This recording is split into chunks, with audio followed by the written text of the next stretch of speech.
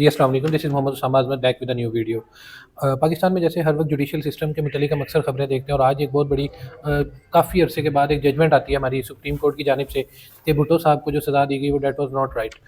अब इस वाक़ये को कई साल गुजरने के बाद आज जजमेंट आती है, तो इसी बारे में थोड़ी सी बात करने के लिए मेरे साथ इस वक्त मौजूद हैं मियाँ अब्दुल मतीन साहब। ये सोशल मीडिया पे बहुत एक्टिव नज़र आते हैं हमें, और इस वक्त भी इनसे बड़ी मुश्किल टाइम हासिल किया, तो मियाँ साहब से ज़रा इस बारे में पूछते हैं। मियाँ साहब अस्सलाम वालेकुम and thank you for being with us. वालेकुम सलाम उसामा भाई, आपका बहुत शुक्रिया। आपका जो पहला सवाल है बड़ा ज़बरदस्त है। मुझे एक शेर याद आया कि मेरे कत्ल के बाद उसने जफा से तोबा, हाय उस ज़ुदे पशेमा का पशेमा होना। मामला ये है कि 45 साल बाद इनको याद आया कि जो पुराने जस्टिस ने जजमेंट दी थी वो फेयर ट्रायल के जरिए नहीं दी गई थी, due process of law complete नहीं किया गया था। और ठीक 45 साल बाद अगर ये हालात चलते रहे तो ठीक 45 साल बाद जस्टिस काजी फाइज ईसा ने पार्टी को तोड़ने के लिए, जो उनका इंतखाबी निशान था, खत्म करने के लिए फार्म 45 फार्म 47 का जो इशू था उसको लेकर 9 मई के वाकयात में जो इलीगल डिटेंशंस हुई, जो मामलात हुए जुल्म सितम के, जो जो इनकी इसके ऊपर जजमेंट्स हैं, ठीक 45 साल बाद अगर यही हालात रहे तो कोई नया जस्टिस आएगा और वो कहेगा कि फेयर ट्रायल नहीं मिला था, due process of law complete नहीं हुआ था। एग्जैक्टली। मामला ये है कि ये हमारी बदकिस्मती है कि जब कोई सजा भुगत चुका होता है तो उसके बाद हमें समझ आता है और याद आता है कि जी इसके साथ ज्यादती हुई है। एग्जैक्टली। इसके लिए पूरे जुडिशियल सिस्टम को बदलना पड़ेगा। ना सिर्फ बदलना पड़ेगा बल्कि उसमें ईमानदार अनासर पैदा करने की बड़ी जरूरत है। देखिए, जो हमारे जुडिशरी है, कहा गया था कि जो जुडिशरी है वो इंडिपेंडेंट होगी। जी। अब जब पाकिस्तान बना तो पाकिस्तान बनने के बाद जो पहली दस्तावेज बनी जो सबसे ज्यादा इंपॉर्टेंट थी उसको हम कहते हैं करारदाद मकासद। बिल्कुल। रेजोल्यूशन। अब जो करारदाद मकासद थी वो इस कदर हमारा जबरदस्त डॉक्यूमेंट था जिसको हमने ये तसव्वुर किया कि ये आने वाला मैग्ना कार्टा था। जिस तरह ब्रिटेन के अंदर मैग्ना कार्टा है 1215 से चलता आ रहा है और अब तक वो चल रहा है, इसी तरह पाकिस्तान में जो ये रेजोल्यूशन थी, करारदाद मकासद थी, इसको कहा गया कि ये आने वाले पाकिस्तान के जितने भी आइन थे, 1956 का हो, 62 का हो या 73 का हो, ये उसमें मैग्ना कार्टा था। इस मैग्ना कार्टा के अंदर एक चीज बड़ी अहम थी और वो क्या थी कि जो जुडिशरी होगी वो इंडिपेंडेंट होगी, ट्रांसपेरेंट होगी। अब मामला ये है कि जब आप लोअर लेवल पर जुडिशरी का इंतखाब करते हैं तो वो लोग इम्तिहान पास करके ऊपर आते हैं। बिल्कुल। राइट हो गया। एग्जैक्टली। अब इम्तिहान किस तरह पास होता है उनका कि वो अपने सिविल जज के एग्जाम्स देते हैं, वो सिविल जज बनते हैं, फिर सिविल जज कम जुडिशियल मजिस्ट्रेट बनते हैं और वो आहिस्ता आहिस्ता अपने रैंक्स को बेहतर करते हुए डिस्ट्रिक्ट जज बनते हैं या सेशन जज बनते हैं। यही होता है। एग्जैक्टली। लेकिन जब हम बात करते हैं अपर जुडिशरी की, जिनके पास हाईली डिस्क्रिशनरी पावर्स हैं, जिन्होंने इंसाफ के तकाजों को पूरा करना है, जिसको हम हाई कोर्ट कहते हैं और सुप्रीम कोर्ट कहते हैं, हायर कोर्ट, वहां पर जब जुडिशरी की बात आती है तो वो सारी पॉलिटिकल बेसिस भर्ती हैं। एग्जैक्टली। मैं उसको मैं टैलेंट बेस्ड या मेरिट बेस्ड भर्ती नहीं कहूंगा, पॉलिटिकल बेस्ड भर्ती है। अब जब पॉलिटिकल बेस्ड भर्ती होती है तो वो जुडिशरी कभी भी इंडिपेंडेंट नहीं हो सकती। तो इसका मतलब है कि हमारा करारदाद मकासद तो बन गई, हमारा कॉन्स्टिट्यूशन तो बन गया, लेकिन जुडिशरी के ऊपर आने का जो तरीकेकार है वो ना बदला, जिसकी वजह से पिछले 77 सालों से जुडिशरी कभी इंडिपेंडेंट हुई नहीं। यही वजह है कि हमने ऐसी बहुत सी जजमेंट्स देखी, जस्टिस मुनीर से लेकर अब तक ऐसी बहुत सी जजमेंट्स देखी जिनके अंदर उस वक्त उन्होंने कहा कि जी हमने इंसाफ के तकाजे पूरे कर दिए, आने वाले जस्टिस ने कहा कि इंसाफ के तकाजे पूरे नहीं हुए थे। मेरा ये मानना है ये उससे बड़ा जुल्म है। राइट। काजी फाइज ईसा साहब को चाहिए कि सबसे पहले अपनी जजमेंट्स को देखें कि उनकी जजमेंट्स ने क्या लोगों के अंदर इंसाफ को लेकर रूह को कोई ताजा दम किया है कि नहीं, क्या इंसाफ से एतबार उनकी वजह से उठ गया। ये बहुत से सवालात हैं जिसका जवाब सिर्फ जस्टिस काजी फाइज ईसा दे सकते हैं। तो सर, अगर इस तरह के स्टेप्स हमारी जुडिशरी सिस्टम में होंगे तो डोंट यू थिंक कि ये हमारा जो अवाम का एक एतबार है अदलिया पे, इसको खत्म करेगा, इसको अवाम का मोरल डाउन होगा कि जो हमारी अवाम जस्टिस सिस्टम हमारा इतना प्रिवेल नहीं कर पाता पाकिस्तान में, तो इससे तो पाकिस्तान में किसी किस्म की ट्रांसपेरेंसी नहीं रहेगी, इंसाफ नहीं होगा, अकाउंटेबिलिटी नहीं रहेगी।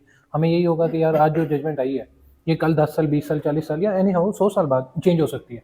जैसे हम देखते हैं कि एक लोअर कोर्ट हमारी एक फैसला देती है तो अक्सर उसकी अपर जैसे उससे एक रैंक ऊपर जाते हैं तो हमारी वो वाली कोर्ट उस केस के फैसले को अक्सर डिसकंटिन्यू कर देती है।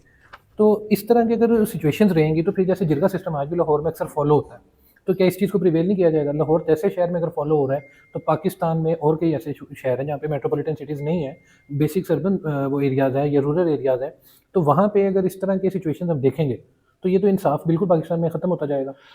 देखिए, आपके इस सवाल के अंदर 2-3 सवालात हैं। पहला सवाल तो ये है कि क्या लोगों का एतबार उठ जाएगा? जी, उठ जाएगा, गा काट दें, है, इसको लिख दें, उठ गया है, ठीक, उठ गया था और उठा रहेगा जब तक हम अपनी उन चीजों को ठीक नहीं करेंगे जहां पर बेसिक ग्राउंड्स पे काम होना जरूरी है। हमारे कॉन्स्टिट्यूशन ने कह दिया कि जुडिशरी इंडिपेंडेंट होगी, तो फिर जुडिशरी में पॉलिटिकल बेस भर्तियां रोकनी होंगी। एग्जैक्टली। दूसरे नंबर पे पाकिस्तान का जो जुडिशियल सिस्टम है वो 136वें नंबर पे है। अल्हम्दुलिल्लाह। क्यों है? ये हमारी बदकिस्मती है। उसकी वजह यह है कि हम आज 2024 के अंदर 1860 का पीनल कोड और 1898 का क्रिमिनल प्रोसीजर कोड को अपनाए हुए। बिल्कुल, हमारा जो सीपीसी है 1908 का चलता आ रहा है, एग्जैक्टली। कोई नई अमेंडमेंट ही नहीं हो रही। वही नोटिस समन एडीटीसीएस इश्तिहार अखबार इश्तिहार। मुझे आप बताएं, अखबार इश्तिहार होता है सिविल कोड के अंदर, जी, मुझे आज तक उसका तुक समझ नहीं आया कि जब भी आपने पब्लिक एट लार्ज को पार्टी बनाना है तो आपने अखबार में इश्तिहार पढ़ाना है, ताकि भिजवाना है ताकि अगली पार्टी को पता लग जाए कि आपने अखबार इश्तिहार दे दिया। बिल्कुल, आप मुझे बताएं कि आज के दौर में हजारों अखबार हैं, बिल्कुल, अखबार पढ़ता कौन है? कोई भी। और फिर जिस अखबार में आप इश्तिहार दिलवा रहे हो उस अखबार को कौन पढ़ेगा? और जो पढ़ेगा भी तो उसको कैसे पता लगेगा कि मेरा केस में इश्तिहार निकला है?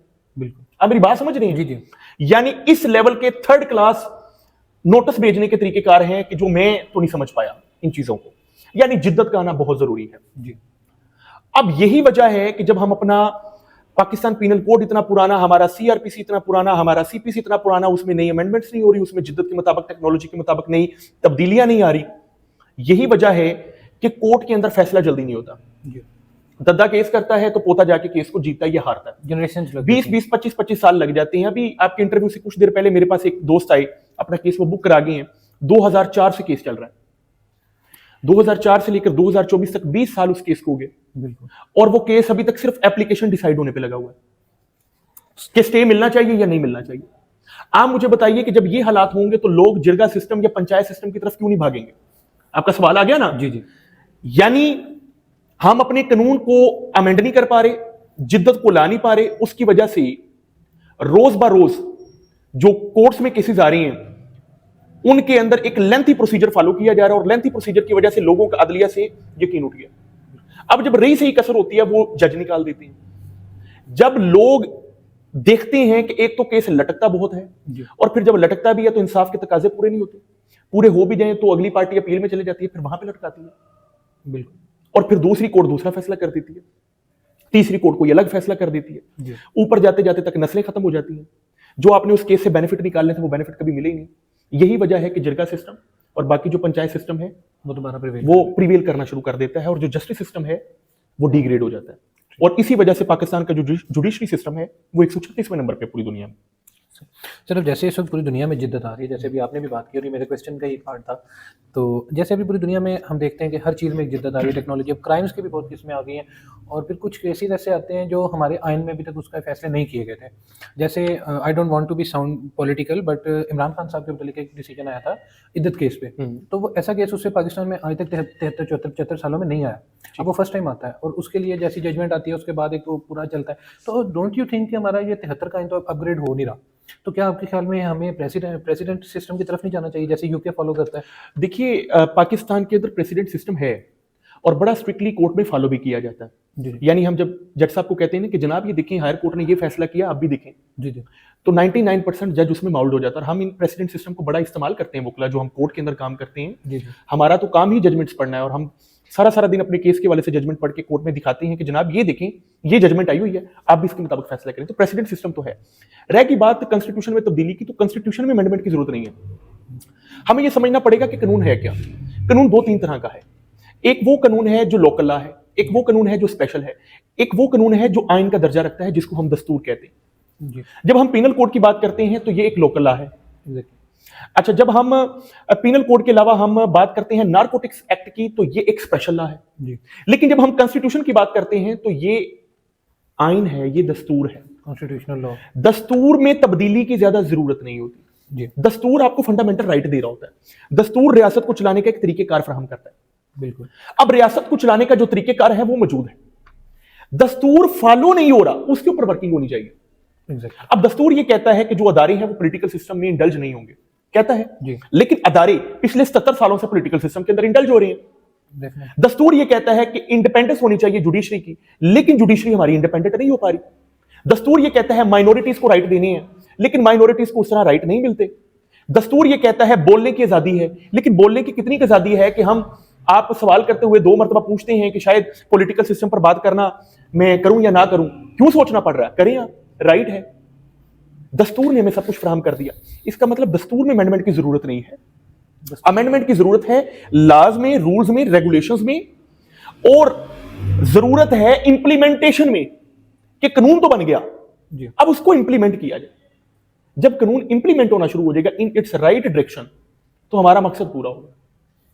सर इसी में जैसे आप कह रहे हैं ना कानून इंप्लीमेंट होना चाहिए, तो इसमें सबसे पहले हमें 2 लोग नजर आते हैं जो इंप्लीमेंटेशन में अगर हम बात करें, सबसे पहले हमें नजर आएंगे हमारे पुलिस डिपार्टमेंट्स।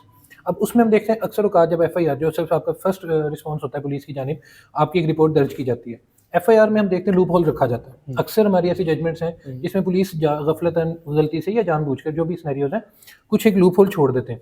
फिर जब वो लूप होल को हमारी जो सेकंड स्टेप आता है वकला के पास, तो वकला बरादरी उसमें से लूप होल्स को उठाती है और जुडिशियल सिस्टम को बिल्कुल जो हमारा इंसाफ का एक तकाजा है उसको अपोजिट कर देती है। हम मुजरिम की बजाय देखते हैं मुद्दई बेचारे कई दफ़ा सफ़र कर रहे होते हैं, नॉट इन सेंस कि उन्हें इम्प्रिजनमेंट में डाल दिया जाए या उनके खिलाफ फैसला है, बट स्टिल जो वो अचीव करने के लिए केस करते हैं प्रॉपर्टी का, जैसे आपने भी कहा था आपके पास जजमेंट है, वो 20 साल बाद अगर दादा की प्रॉपर्टी जिस पे वो स्टे था या जो प्रॉपर्टी थी वो अगर कल को दादा की बजाय उनको दे दी जाए तो वो अचीव नहीं हुआ। तो आपके ख्याल में क्या बेसिक ग्राउंड लेवल से अगर हम शुरू करें तो सबसे पहले किस में इंप्रूवमेंट लानी चाहिए, पुलिस में या वकला में, जो लूप होल्स को मिस यूज करते हैं? देखिए, आपका सबसे पहला सवाल है कि एफआईआर में लूप होल्स होते हैं कि नहीं। जी एफआईआर को हमें समझना पड़ेगा, FIR is first information report. जी फर्स्ट इंफॉर्मेशन रिपोर्ट क्या है कि मेरे साथ कोई जुल्म हुआ, मेरे साथ कोई जुर्म हुआ, जी या मेरे किसी चाहने वाले के साथ जुर्म हुआ। आप पुलिस डिपार्टमेंट है, मैं आपके पास आता हूं, मैं एक तहरीरी दरख्वास्त देता हूं कि जनाब मेरे साथ ये हुआ। आप उसी दरख्वास्त को एफआईआर बना देती हैं। इसका मतलब है एफआईआर के अंदर लूप होल बनाना पुलिस का काम नहीं है। अब एफआईआर में लूप होल कैसे बनता है मैं आपको बताता हूं। एफआईआर में लूप होल बनता है मदई की वजह से। कैसे? मेरे साथ जुर्म हुआ, एक बंदे ने फर्ज करें गोली मार दी, टांग में लग गई, 324 लग गई। जी अब मैं क्या कहता हूं कि जनाब असलम ने पिस्टल पकड़ा हुआ था, इसके अबू अकरम ने लाठी पकड़ी हुई थी, इसकी अम्मी ललकारे मार रही थी, इसकी बहन ने मुझे पकड़ लिया, इसके भाइयों ने मुझे पकड़ लिया और फिर अकरम ने गोली मारी। लेकिन मौका वारदात पे सिर्फ अकरम मौजूद था। अब होगा क्या कि मैंने एप्लीकेशन बनाकर पुलिस को दे दी, पुलिस ने उसको एफआईआर में कन्वर्ट कर दिया। ठीक। अब जो दूसरा वकील है वो क्या करेगा? दूसरा वकील देखेगा इसकी बहन मौजूद थी, इसकी अम्मी मौजूद थी, वो मौजूद था, वो मौजूद था, वो मौजूद था, नहीं, मैंने अपनी एप्लीकेशन को खुद खराब कर दिया। मैंने उन सारे लोगों को डाल दिया जो उसमें मौजूद ही नहीं थे।